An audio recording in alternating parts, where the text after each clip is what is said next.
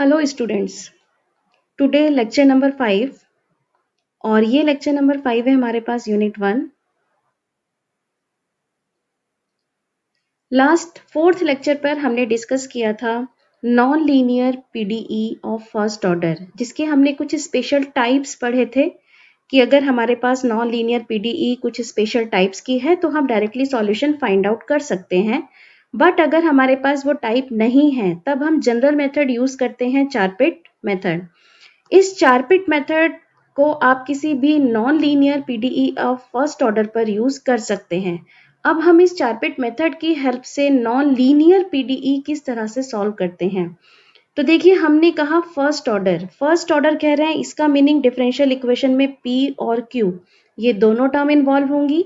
Non linear कह रहे हैं, इसका मीनिंग P और Q की जो डिग्री है वो हायर होगी 1 से, एंड P और Q आपस में मल्टीप्लाई भी हो सकते हैं। तो इस तरीके से सबसे पहले हम आइडेंटिफाई करेंगे कि हमारे पास जो गिवन इक्वेशन है वो नॉन लीनियर पीडीई होना चाहिए। उसके बाद हम आइडेंटिफाई करें तो क्या ये स्पेशल टाइप है। अगर स्पेशल टाइप नहीं है देन अप्लाई चारपिट मेथड। तो चारपिट मेथड के लिए सबसे पहले आपके पास जो भी फंक्शन है, ये जो आपके पास कोई भी इक्वेशन दी गई हो आप उसको इस फॉर्म में पुट करेंगे x y z p q this is equals to 0। This is equation number 1। Meaning question में कुछ भी दिया गया हो, राइट हैंड साइड की टर्म को लेफ्ट हैंड साइड में ट्रांसफर कर लेना और एक फंक्शन फॉर्म कर लेना f, और दिस इज इक्वेशन नंबर 1। अब क्वेश्चन करने के लिए हमें चारपिट की ऑक्सिलरी इक्वेशन फॉर्म करनी होती है, तो सबसे इसके बाद हम इसकी लिखेंगे ऑक्सिलरी इक्वेशन। तो ऑक्सिलरी इक्वेशन क्या है चारपिट की? This is equals to dp upon fx plus pfz।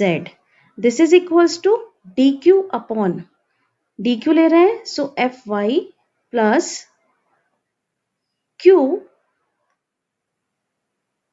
fz, and this is equals to dz upon minus का p fp माइनस का q fq, and this is equals to dx upon minus fp dy upon minus का fq।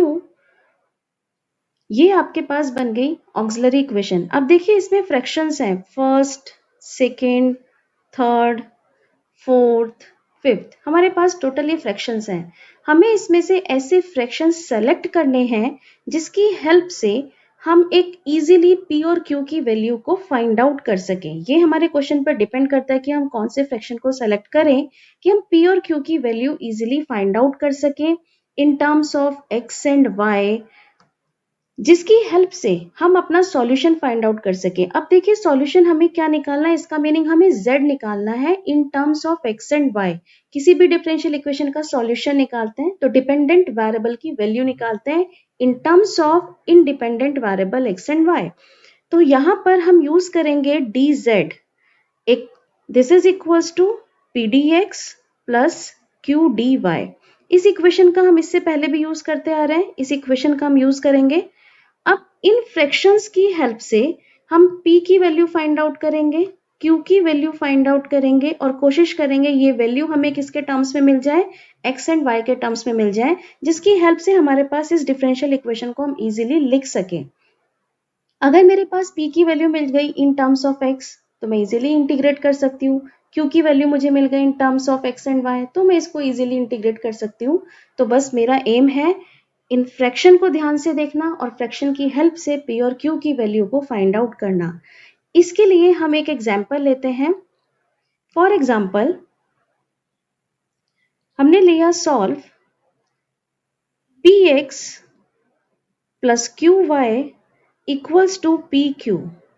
हमें solve करना है तो सबसे पहले देखिए it's a non linear PDE, P और Q की मल्टीप्लाई हो गया और फर्स्ट ऑर्डर पीडीई है हमारे पास। तो स्टार्ट करते हैं। फर्स्ट ऑफ ऑल देखिए हमें सबसे पहले बनाना है फंक्शन को, f बनाते हैं तो इसकी हेल्प से f लिखते हैं। सो f इक्वल्स टू, तो यहां पर आपके पास क्या बन गया, px plus qy minus pq। This is equation number 1। ये आपने सबसे पहले एक इक्वेशन फॉर्म करी। अब इसके बाद आपको लिखनी है इसकी ऑक्सिलरी इक्वेशन। तो देखिए ऑक्सिलरी इक्वेशन में आपके पास एफ एक्स है, एफ जेड है, एफ वाई है, एफ पी है, एफ क्यू है, ये सब क्या डिनोट करते हैं। तो अगर हम बात करें एफ एक्स की, एफ एक्स का मतलब है डिफ्रेंशिएट कर दीजिए एफ को with respect to X. Next अगर हम एफ जेड कहें तो एफ जेड का मीनिंग है आप एफ को डिफ्रेंशिएट कर दीजिए विद रिस्पेक्ट टू जेड। अगर हम बात कर रहे हैं एफ पी की तो एफ पी आपके पास क्या है, differentiation of F with respect to P. और एफ क्यू आपके पास क्या है, differentiation of F with respect to Q. तो हमें पार्शियल डेरिवेटिव्स चाहिए। ये पार्शियल डेरिवेटिव्स अब हम इसकी हेल्प से फाइंड आउट करते हैं। सबसे पहले हम f को डिफरेंशिएट करने जा रहे हैं विद रिस्पेक्ट टू x, हमें वैल्यू मिल जाएगी fx। तो विद रिस्पेक्ट टू x कर रहे हैं तो हमारे पास डेरिवेटिव आ गया, this is equals to p। Next हम f को डिफरेंशिएट करते हैं with respect to y, this is fy। With respect to y करिए सो आपको डेरिवेटिव क्या मिल जाएगा, this is equals to q। Next हम इसको डिफरेंशिएट करते हैं with respect to z, meaning del F upon del Z. अब की बार z के रिस्पेक्ट में करें। देखिए आपके इक्वेशन में, इक्वेशन 1 में कहीं भी z नहीं है इसलिए डेरिवेटिव आ गया 0। नेक्स्ट हम लेते हैं एफ पी। एफ पी का मीनिंग अब डिफरेंशिएट करते हैं विद रिस्पेक्ट टू p। तो देखिए p के रेस्पेक्ट में कर रहे हैं, x कांस्टेंट हो गया दिस। नेक्स्ट आपको यहां से वैल्यू मिलेगी p q से, p के रेस्पेक्ट में कर रहे हैं सो माइनस का q। नेक्स्ट हमें रिक्वायर्ड है एफ क्यू। एफ क्यू का मीनिंग आपके पास है value del F upon del Q. तो del F upon del Q इस बार क्यू के रेस्पेक्ट में करिए, क्यू के रेस्पेक्ट में करेंगे तो वैल्यू आपको मिल जाएगी y माइनस का p। आपने सारे पार्शियल डेरिवेटिव्स फाइंड आउट कर लिए जो भी हमें ऑक्सिलरी इक्वेशन लिखने के लिए रिक्वायर्ड है। अब हम लिखते हैं इसका ऑक्सिलरी इक्वेशन। तो ऑक्सिलरी इक्वेशन सबसे पहले लिखें, उसके बाद हम यहाँ पर स्टार्ट करते हैं। So auxiliary equation, this is equals to dp upon, auxiliary equation अभी हमने पढ़ा था fx plus pfz, this is equals to dq upon fy plus qfz, this is equals to dz upon minus का pfp minus का qfq and this is equals to dx upon minus का fp and dy upon minus का fq। So form कर लेते हैं।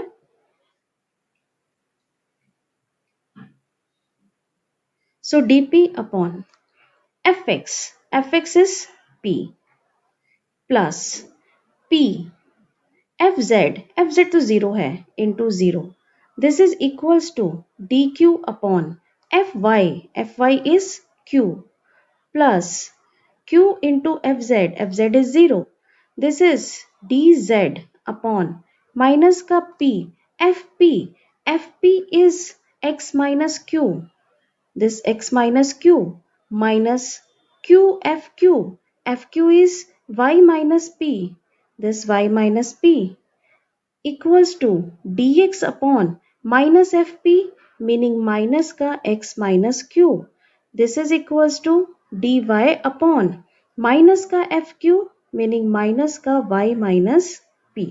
हमने auxiliary equation form करी। अब इस ऑक्सिलरी इक्वेशन में देखते हैं कि ये ऑक्सिलरी इक्वेशन मेरे पास बन गई dp upon p equals to dq upon q equals to dz upon, simplify करते हैं, माइनस का px प्लस का pq माइनस का qy प्लस का pq equals to dx upon minus का x plus q and this is equals to dy upon minus का y plus p। अब हम देखते हैं first, second fraction, third fraction, fourth fraction and ये मेरे पास आ गया फिफ्थ फ्रैक्शन। तो अब मुझे जो फ्रैक्शन लेने हैं तो इन फ्रैक्शंस को अगर हम ध्यान से देखें तो इस फर्स्ट और सेकेंड फ्रैक्शन से मुझे एक इजीली रिलेशन मिल सकता है पी क्यू में जिसका हम आगे यूज कर सकते हैं। तो हम यहाँ पर फर्स्ट एंड सेकेंड फ्रैक्शन लेते हैं जो हमें इजीली नजर आ रहा है कि हमें यहाँ से एक आंसर मिलेगा dp upon p equals to dq upon q। Integrate करते हैं so log p equals to log q plus any constant log a। So P equals to A Q. ये मेरे पास एक रिलेशन आ गया P equals to A Q. This is, मैंने ये डाल दिया इक्वेशन नंबर 2। अब हम अपने क्वेश्चन पर आते हैं। अब इस क्वेश्चन को ध्यान से देखिए। क्वेश्चन में फर्स्ट था आपके पास px plus Q Y minus का P Q, this is equals to 0। This is first relation. और मेरे पास एक p की value in terms of A Q, मतलब p की value in terms of q मिल गई है। इस वैल्यू को हम अपने इक्वेशन नंबर 1 में पुट करते हैं और देखेंगे कि हमें इसकी हेल्प से q की वैल्यू मिल जाएगी। तो हम यहाँ पर इक्वेशन 1 लिखते हैं। तो इक्वेशन 1 हमारे पास था px plus Q Y minus का P Q equals to 0। P की वैल्यू इसमें पुट करी, पी हो गया A Q X plus Q Y minus का पी, पी की वैल्यू अब आप ले रहे हैं A Q into Q equals to 0। तो ये देखिए कि इक्वेशन फॉर्म हो गई आपके पास। ये यहाँ से अगर आप Q कॉमन ले लें, सो आपने Q कॉमन लिया A X plus Y equals to A Q square. तो देखिए Q की वैल्यू आपके पास आ गई। सो Q इक्वल्स टू आपको वैल्यू मिल जाती है A X plus Y upon A. This is Q। तो देखिए Q की वैल्यू मुझे in terms of X Y चाहिए थी, वो मैंने निकाल ली Q की वैल्यू।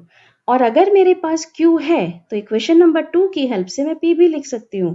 तो P की वैल्यू लिख लेते हैं। तो P equals to A Q, this is equals to A X plus Y upon A से A cancel, so P equals to A X plus Y. तो P की वैल्यू भी मुझे in terms of X and Y मिल गई। This is equation number 3 and equation number 4। यही मेरा target था कि मैं अपने फ्रैक्शन की हेल्प से कुछ ऐसी वैल्यू P और Q की निकाल सकूं जो in terms of X and Y हो। तो वो हम करने में सक्सेसफुल रहे कि हमें इक्वेशन नंबर 3 की हेल्प से और इक्वेशन नंबर 4 की हेल्प से हम इजीली फाइंड आउट कर पाए हैं P एंड Q की वैल्यू। अब मेरे पास पी क्यू है, मुझे सॉल्यूशन लिखना है। तो सॉल्यूशन के लिए देखिए हम क्या यूज कर रहे हैं। सॉल्यूशन के लिए यूज कर रहे हैं D Z. D Z equals to P D X plus Q D Y. तो ये हम वैल्यू अपने पुट करते हैं। D Z equals to P D X plus Q D Y.